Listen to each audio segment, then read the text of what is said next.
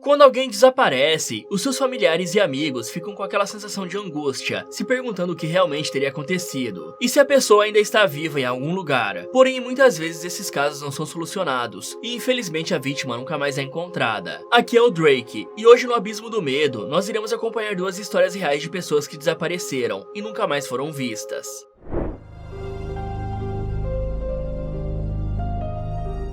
Com certeza, esse é um dos casos mais misteriosos que já apareceram aqui no canal, pois apesar de ter um suspeito número 1, existem provas de que talvez ele poderia ser inocente. Caitlin Michelle Akins era uma adolescente com 19 anos de idade, que cresceu no estado americano da Virgínia. Em 2011, a jovem completou o ensino médio na Caroline High School, e depois disso começou a trabalhar na mesma loja de conveniência que a sua mãe. Em 2014, quando Kate completou 18 anos, ela decidiu se mudar para o Arizona para ficar junto com a sua noiva Amber Rios. E o interessante é que as duas eram melhores amigas que se conheceram na infância. Porém, em um certo momento, Amber teve que se mudar para outro estado, e por isso as duas ficaram mais distantes. Mas mesmo assim, elas ainda mantiveram contato, porque a amizade se transformou em um romance. E olhando essa foto, dá para perceber como Kate e Amber eram bem parecidas fisicamente. Já em 2015, tendo se passado mais ou menos um ano desde que se mudou para o Arizona para viver ao lado do seu amor, a jovem recebeu a notícia de que sua irmã Gabriela estava prestes a dar à luz a um menino. E como Kate queria muito conhecer o seu novo sobrinho, e ao mesmo tempo ajudar a sua irmã nesse momento complicado de adaptação, ela se despediu de Amber e pegou um avião que a levou de volta para a Virgínia. Mas um detalhe importante é que no passado a jovem fez um trabalho social cuidando de crianças carentes, o que significa que ela tinha uma certa experiência e que portanto a sua ajuda seria muito bem-vinda. E aí, em 5 de dezembro do mesmo ano, depois de passar alguns dias à casa da família com Gabriela, o bebê e sua mãe Lisa, Kate disse que tinha que voltar para o Arizona, porque ela queria fazer a sua matrícula em um curso de cosmetologia, que é basicamente uma formação na área de ciência farmacêutica, em que os alunos aprendem a desenvolver produtos cosméticos, como por exemplo maquiagens, shampoos, perfumes e desodorantes. E como Kate gostava bastante de mudar a cor do seu cabelo, esse era justamente o curso que ela mais queria fazer. Então a jovem pediu que a sua mãe a levasse ao aeroporto, porém como Lisa tinha que trabalhar naquele dia, ela passou essa responsabilidade para o seu ex-marido James Branton. Mas não se engane ao pensar que esse cara era um mero desconhecido, porque ele era o padrasto da Kate, que participou da sua criação, já que o pai biológico abandonou a família inteira quando ela tinha apenas 3 anos de idade. Então, por volta das 11 horas da manhã daquele dia, James dirigiu de carro até o aeroporto e supostamente deixou a jovem lá. E apesar do voo dela estar marcado para as 17h40, o ex-padrasto da jovem teve que levá-la bem mais cedo, porque também tinha que trabalhar depois disso. E aí, algumas horas depois, lá pelas 14 horas, Lisa recebeu uma mensagem que teoricamente teria sido enviada pela sua filha e que dizia o seguinte: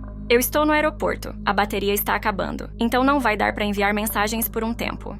Já ao conversar com James, o cara contou uma história completamente diferente. Ele disse para Lisa que havia deixado a filha dela no Springfield Mall, pois a jovem queria passar um tempo nesse shopping antes de pegar o metrô até o aeroporto. Porém, Lisa ficou com uma pulga atrás da orelha, já que a sua filha nunca tinha ido nesse shopping antes, e nem sequer conhecia a linha do metrô que levava até o aeroporto. Por isso, não fazia sentido ela arriscar perder o seu voo, e também a inscrição no curso de cosmetologia que iria começar em 2 dias. E aí, lá pelas 19 horas, Amber, a noiva de Kate, recebeu uma mensagem que a jovem dizia que atraiu com outra pessoa e que portanto não iria voltar para casa e sim ficaria hospedada na residência de um amigo. A essa altura, assim como toda boa mãe, Lisa estava completamente desesperada. O pessoal do aeroporto até falou que Kate não embarcou no voo. No entanto, ao entrar em contato com a polícia, eles informaram para Lisa que só iriam começar a investigar o desaparecimento 48 horas depois, pois como Kate era maior de idade, ela poderia estar escondida em algum lugar, o que simplesmente não fazia sentido. Afinal, porque ela sumiria do nada, deixando a sua mãe e irmã preocupadas, sendo que as três tinham uma ótima relação e conversavam quase todos os dias. Já na segunda-feira, 2 dias depois do desaparecimento, um trabalhador rodoviário encontrou a mala de Kate em uma vala de drenagem, que ficava a mais de 80 km de distância do aeroporto. Parecia que o objeto tinha sido jogado de um carro em movimento, porque estava arranhado e sem uma das rodinhas. E dentro da mala estava a passagem de avião, uma quantia em dinheiro e os cartões bancários da jovem. Só que o mais estranho é que todas as roupas que deveriam estar dentro da mala tinham simplesmente sumido, assim como o celular e também o diploma escolar que ela pegou na casa da sua mãe e queria usar para fazer a matrícula no curso. E então, quando a polícia finalmente começou a investigar o caso, eles foram verificar as câmeras de segurança do aeroporto, da estação de metrô e também do shopping. E por incrível que pareça, Kate não apareceu em nenhuma filmagem feita por essas câmeras, o que significa que ela nem sequer pisou nesses lugares. Já ao investigar as torres de telefonia da cidade, os investigadores descobriram que quando as mensagens foram enviadas, o celular da jovem estava bem longe do aeroporto e perto do local onde encontraram a mala. E por coincidência ou não, também ficava morava próximo da casa em que seu ex-padrasto James vivia. E agora você deve estar achando que o cara é realmente culpado, até porque ele não aprovava o relacionamento homoafetivo de Kate com Amber. No entanto, existem algumas provas de que talvez ele seja inocente, por isso cabe a vocês analisarem e deixarem a sua opinião nos comentários. Isso porque a polícia investigou o carro e também a residência do cara, porém eles não encontraram nenhuma pista. E além disso, segundo dados coletados pelos investigadores, os celulares da Kate e do James estavam separados por uma grande distância no momento em que as mensagens foram enviadas, o que levanta duas possibilidades: a dele ser realmente inocente ou a de ter cometido o crime com a ajuda de mais uma pessoa. E apesar de não ter encontrado provas para incriminar James, desde o dia do sumiço da jovem, ele nunca mais apareceu no seu antigo emprego para trabalhar, ficando desempregado pelos próximos 6 meses. Já outra prova que poderia inocentar o cara é que de fato Kate traiu a sua noiva com um casal de amigos na noite anterior, já que segundo o que eles disseram para a polícia, os três tinham ficado tão bêbados que resolveram se relacionar. Já um outro amigo da jovem chamado Kevin confirmou essa mesma história, porque Kate ligou para ele dizendo que estava sentindo um arrependimento enorme por ter traído a sua noiva Amber, sendo que até hoje, infelizmente a jovem ainda continua desaparecida. A sua família até colocou alguns outdoors com o nome e a foto de Kate, na esperança de ainda encontrá-la com vida. E apesar de James ter agido de forma bem suspeita, se recusando a fazer um teste com o polígrafo na delegacia, também existe a possibilidade de que a jovem sumiu porque não tinha mais coragem de reencontrar sua noiva após a traição, ou então que ela até mesmo desistiu de viver e se finalizou em um local em que nunca achariam seu corpo.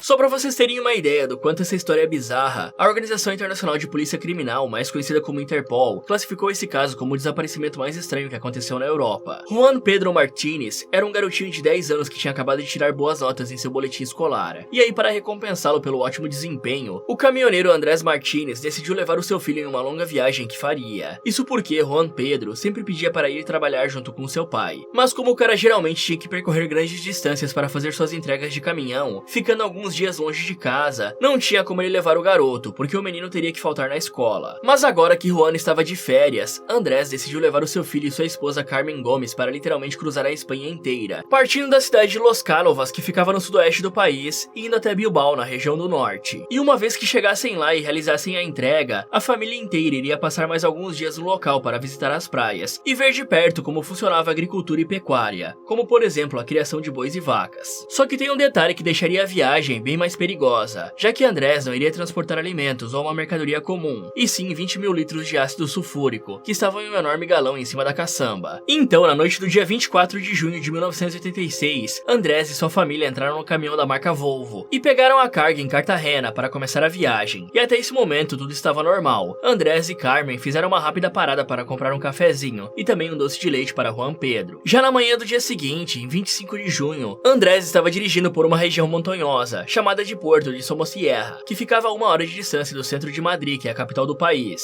Mas se alguma vez na vida você já teve que dirigir por uma região montanhosa, deve saber que tem que ir com muita calma, porque um acidente pode acontecer facilmente nesse tipo de terreno, que é bastante irregular. E então, pegando todos os motoristas de surpresa, eles viram de longe um caminhão Volvo que estava a uma velocidade de 140 km por hora em uma descida, e esse era justamente o veículo de Andrés. Algumas testemunhas até pensaram que os freios tinham simplesmente parado de funcionar, e por conta do excesso de velocidade, o caminhão bateu de raspão em um veículo, arrancando o espelho retrovisor dele. Já depois disso, o Volvo de Andrés empurrou um caminhão por trás, até que ele saísse para fora da estrada. Mas de repente, o Volvo em que a família estava se chocou contra um outro caminhão que vinha na direção oposta, fazendo com que os dois veículos capotassem, e os 20 mil litros de ácido sulfúrico se espalhassem pelo chão do local. Já alguns minutos depois, a Guarda Civil Espanhola chegou lá, e começou a jogar areia e cal na estrada para neutralizar os perigos do ácido altamente corrosivo. E aí, ao entrar na cabine do Volvo, os socorristas encontraram Andrés e sua esposa Carmen sem vida. Eles estavam cobertos pela substância, mas apesar disso, acredita-se que tenham falecido no momento da colisão, e não por conta da corrosão. Mas por sorte, as outras pessoas envolvidas no acidente sobreviveram, sem sofrer grandes ferimentos. Inclusive, um dos motoristas até saiu completamente ileso, sem nenhum arranhão. Porém, o mais estranho de tudo é que ao investigar o Volvo por completo, os socorristas não encontraram nenhum sinal de Juan Pedro. Inclusive, eles não faziam ideia de que tinha um garotinho junto com Andrés e Carmen, até que foram avisados disso pela própria avó de Juan, Juan, através de uma ligação telefônica. E então, nas próximas horas e dias, os socorristas, com a ajuda da população, começaram a procurar o garoto no local do acidente, e também nas áreas que ficavam ao redor. Só que, infelizmente, Juan permanece desaparecido até hoje. Mas calma que nós não iremos encerrar esse caso sem falar das teorias. A primeira delas é de que o garoto teria sido dissolvido pela substância, o que supostamente explicaria o fato de ninguém ter encontrado ele. Mas obviamente que essa possibilidade não faz sentido, né, galera? Até porque o ácido sulfúrico não consegue sumir completamente com alguém em apenas algumas horas, já que demorariam no mínimo 5 dias para que a maior parte do corpo fosse dissolvido. Sem contar que o cabelo, unhas, dentes e roupas ainda ficariam no local por mais um tempo. Já a segunda teoria é de que Juan Pedro teria sido sequestrado antes do acidente acontecer pelos traficantes da região. Isso porque uma perícia realizada no caminhão revelou que os freios estavam funcionando normalmente, o que significa que Andrés poderia estar acelerando o Volvo para perseguir os sequestradores do seu filho. E o mais estranho é que um dispositivo chamado tacógrafo, que geralmente fica dentro dos veículos e que serve para armazenar informações importantes, revelou que o caminhão havia parado 12 vezes em um período de 20 minutos, o que é muito estranho. A menos, é claro, que você precise fazer algumas entregas por debaixo dos panos, já que no ano seguinte, em 1987, a mídia da Espanha publicou notícias que diziam que rastros de substâncias alucinógenas haviam sido encontradas no veículo em que Andrés estava transportando o ácido, o que significa que ele poderia sim estar envolvido com os criminosos que supostamente sequestraram o seu filho para ameaçá-lo, ou até mesmo para forçá-lo a transportar essas paradinhas contra a sua vontade. E galera, só um pequeno detalhe, nas matérias gringas esse mesmo dispositivo é citado como sendo um tacômetro, mas dando uma pesquisada melhor, eu descobri que na verdade é o tacógrafo que é analisado em acidentes. Então talvez os gringos tenham se equivocado na hora de escrever as matérias.